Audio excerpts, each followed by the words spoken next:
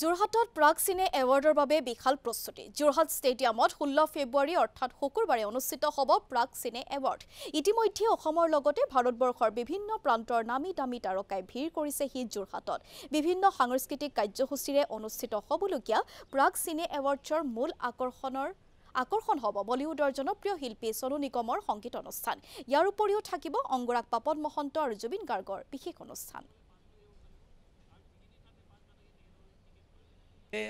বহুতো তাৰকা ইয়াত আহি আছে। ইতিমধ্যে আমাৰ শেষ হ'ল আয়োজন কৰা আৰু তাৰকা আহি পাইছে।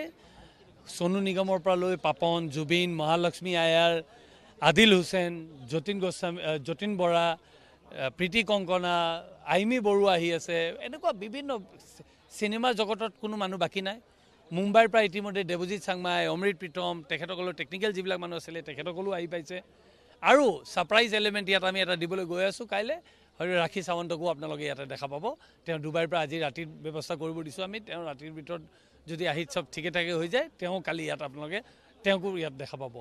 লগতে চাউথৰ এক্টৰ শৰণ শৰ্মা তেওঁ থাকিব আৰু ঐশ্বৰীয়া এনিমেল চিনেমাৰ যোনে গান গাইছিলে তেওঁ থাকিব। আৰু বিভিন্ন মোৰ মানে নাম ক'ব লাগিলে এতিয়া বহুত দীঘলীয়া হ'ব, কিন্তু বিভিন্ন তাৰকাক আপোনালোকে একেলগে ইয়াত দেখা পাব যোৰহাটৰ ৰাইজে। আৰু যোৰহাটৰ আশা কৰিছোঁ যোৰহাটৰ ৰাইজ ওলাই আহক, আহি পেলাই ষ্টেডিয়ামত এনেকুৱা এটা অনুষ্ঠান কাইলৈ উপভোগ কৰিব পাব, যি অনুষ্ঠান তেওঁৰ মনৰ হৃদয় চুই যাব আৰু মনত থাকি যাব।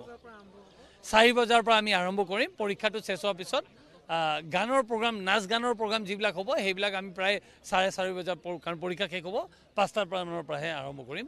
তাৰে আগতে আমি এৱাৰ্ড যিবিলাক থাকে আমাৰ কিছু ফৰ্মেলিটিজ সেইখিনি আমি কৰি যাম।